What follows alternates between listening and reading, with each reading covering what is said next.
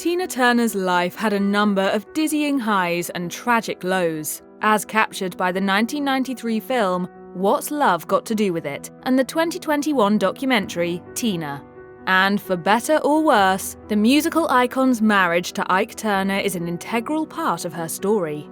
Born Anna Mae Bullock, the singer first met Ike when she was a teenager. Ike was performing at the Club Manhattan with his band Kings of Rhythm and invited her up on stage to sing B.B. King's You Know I Love You. Although Tina was captivated by his voice, she actually entered into a relationship with his bandmate Raymond Hill and had her first child. Still, Ike and Tina had a strong musical connection. After forming the Ike and Tina Turner Revue, the duo soon became romantically involved. In 1962, they traveled to Mexico to get married. Tina was just 22. In her memoir, My Love Story, the soul legend described how she reluctantly went along with the hasty wedding, writing, "Arguing would just make him mad, and that might lead to a beating. I definitely didn't want a black eye on my wedding day." Tina and Ike Turner had a string of hits throughout the 60s and 70s, including Proud Mary, but behind the scenes, she was suffering. In her memoir, Tina described their sex life as an expression of hostility. She added, "He threw hot coffee in my face, giving me third-degree burns. He used my nose as a punching bag so many times that I could taste blood running down my throat when I sang. He broke my jaw, and I couldn't remember what it was like not to have a black eye." In 1968, Tina attempted suicide by taking 50 sleeping pills, according to her book. She later denied that it was a cry for help, writing, "When I took those pills, I chose death, and I chose it honestly. I was unhappy when I woke up."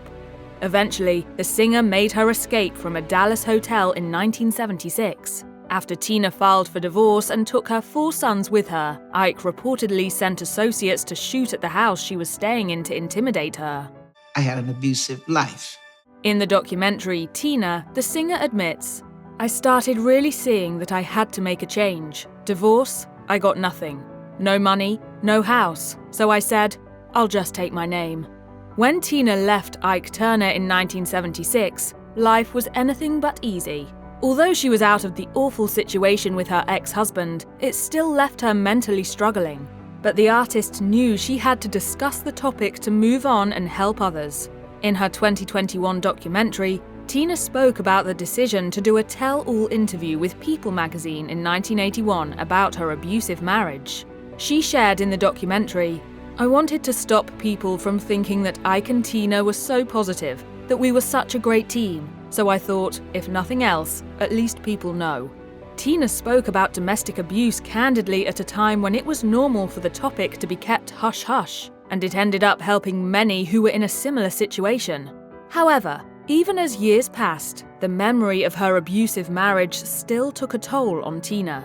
The documentary's filmmakers, Dan Lindsay and TJ Martin, spoke with Vanity Fair about the internal issues Tina dealt with from the abusive marriage. They shared, "Revisiting that time can be very traumatic for her, and it oftentimes comes up in dreams or nightmares, and it's like she's reliving that stuff for the first time again. We were very aware that that is something that she is still dealing with."